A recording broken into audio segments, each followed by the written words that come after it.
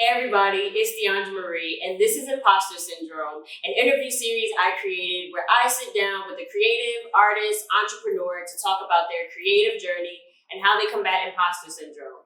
Today, I'm very excited to be sitting down with Javee, who is a jack of all trades artist, but more so now focused on visual arts, painting. He has a clothing line, and he's going to tell us a lot more about how he just is able to bring it all together. So, welcome to the show. Thank you. I'm happy to be here. I'm happy that, let's get going. So I know I just introduced you to the audience, but what I like to do is always turn it on you. Tell the people who you are. Well, my name is Javier. Everyone calls me Javee, or my nickname Panda. I am an artist, like she said, jack of all trades. Art, I do painting, sketching, drawing since I was a kid. I veered in music at one point, writing mostly. But right now, definitely my art is one of my biggest things that I'm focusing on, as well as my clothing line. We met very briefly at Yes. Canvas and Grapes, which is a paint and sip and karaoke just experience, really, in Edison, New Jersey. And Javee was like the host of that evening. And then we just got to connect and chat and followed each other. And here we are. So I got to see the combination of style and the artwork. And you actually did a really dope piece, a Bad Bunny piece. That was hanging up in the studio. So I just want to talk to you about that. Like, how have you just gotten here creatively, like through painting? Like, of course you do sketching and all these other things, but how do you then focus on one thing enough to get better at it? As an artist, we all tend to go ahead and veer into whatever calls our attention. You know what I mean? Me personally, with art, especially with drawing, painting, sketching, it was something where I did it as a kid, as a distraction. You know, I was raised in Plainfield, New Jersey. And shout out to Plainfield. Period. The field, okay? I felt like I stuck out as a sore thumb. So I used art to kind of distract myself from that, you know, to the point where, sorry about that. It was more so like I just started drawing during class, not paying attention, as form of just, I'm kind of good at this, let me just keep going.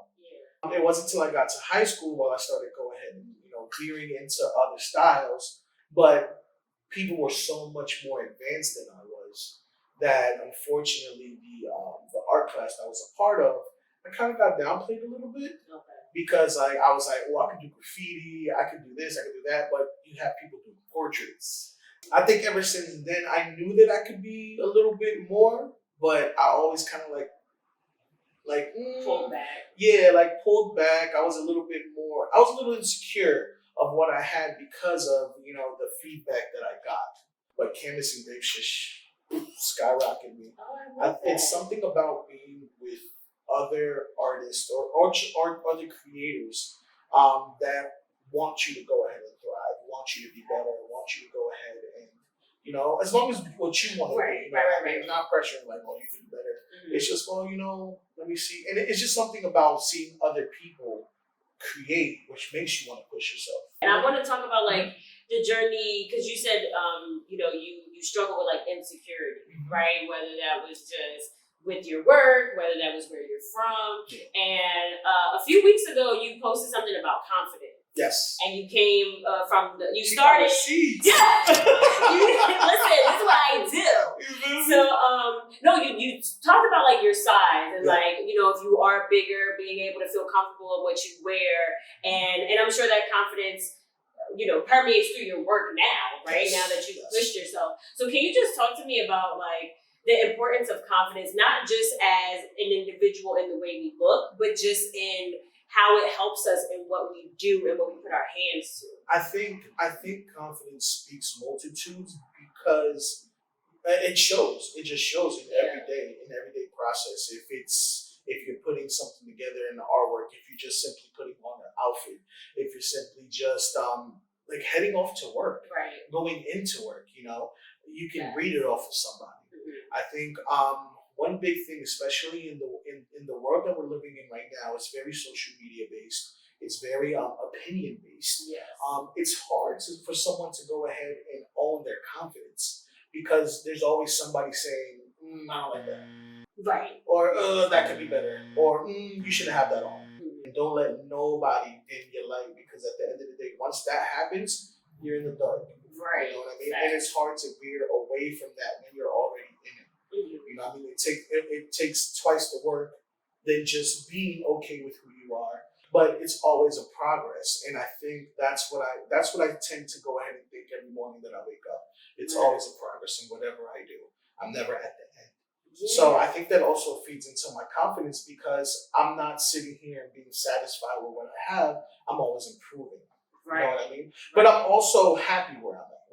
I definitely because knowing that that's where you're supposed to be. And there's a lot of goodness and opportunity where we're at right now. You know, so like you're saying so many things that resonate with conversations I've had with myself, resonating conversations that I've had with other people. You know, just with that, like you said, kind of like redefining success as, am I giving my best at who I am today, and how can that contribute to who I am tomorrow, right? And you said something earlier about being around other creatives at Canvas and Grapes that just helped you become better. I do want to hear about like just the importance of community and how it really has, because you've put that on your Instagram as well, how you're thankful for your Canvas and Grapes family. So talk to us and tell us like the journey of what it looks like for iron to sharpen iron when you're around your people. Canvas and Grapes is a community, so I'm blessed to be a part of that. Not only because of the family that I built there, but because of the people that I see every single day. I'll put it in perspective. Every single class holds about 40 to 46 people. You know what I mean? I have one class Friday nights, 2 classes Saturday, and 2 classes Sunday. That right there, let's go ahead and just do 50-50. That's 250 people. I see walks of life. I've had people come to me and go, I needed this. Yeah. There was this lady coming and she was like, I felt like my world was just dwindling down. I didn't have nothing going for me. And she was like, I've never even picked up a paintbrush. Nothing. I haven't done anything art-wise. But you taught me how to go ahead and do it step by step.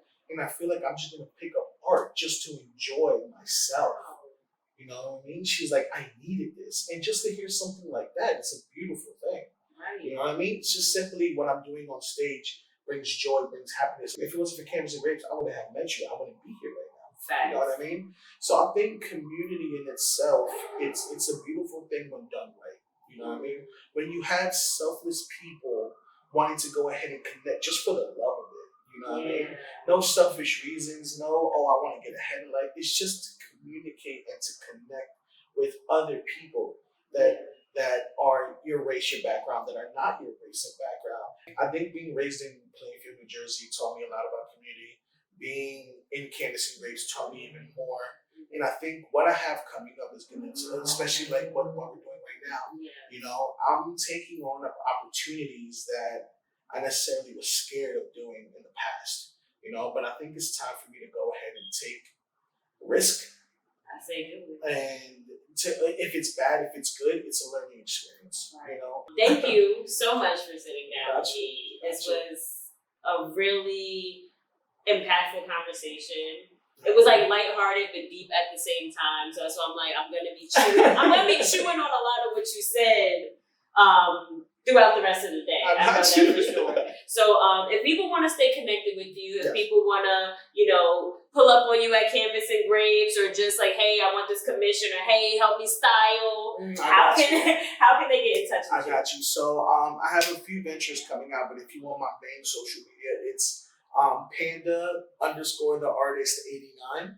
I also have my clothing line page that I'm still under construction, but it's Odar.clothing.